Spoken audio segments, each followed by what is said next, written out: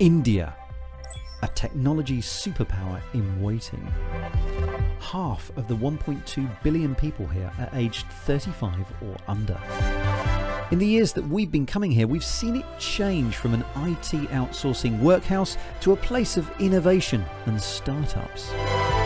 And although Click has a huge audience in India, and although we've brought Indian stories to the world, we haven't yet been able to bring the world to India.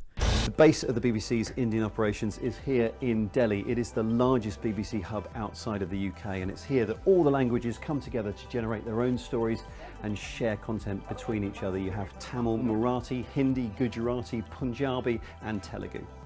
Welcome back to Click. This is one of the BBC's studios here, and that's Ashwarya, who's currently rehearsing for Click Tamil. It's brilliant, isn't it? And in fact, Click Tamil launches in the next 2 weeks. And it's not even just about India either. Eventually, Click will be broadcast in more than 20 languages. And the great thing about all of this is not just that we'll be able to reach huge audiences in their own languages, but we'll be able to bring you stories that these guys are discovering on the ground. Stories like the app that helps to donate food to the poor, an artificial intelligence that helps in employment and recruitment, or even a smart chessboard. Very Hogwarts. And then there are the drones being used to prevent poaching in India's national parks. Here's just a taster of that story from Shubham Kishore. These are pictures from Jaipur's Jhalana National Park. They have been filmed using a drone which is flying at a height of about 30 meters. The drone is equipped with 10x zoom camera. These are a part of surveillance system being tested here. In the park spread across 32 square kilometers, many towers have been installed. Each is fitted with a high-resolution camera that can rotate at 360 degrees. And these can be monitored from a control room which is situated several kilometers away from the park. In case any movement is captured on these static cameras, the drones can immediately swing in action for further monitoring. If there is any danger to any animal or any illegal activities observed, the drones can monitor the situation till forest officials reach the spot.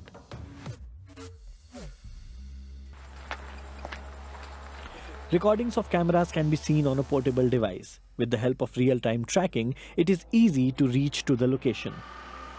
At present, drones are being operated manually, but in future, they can operate on their own with the help of artificial intelligence.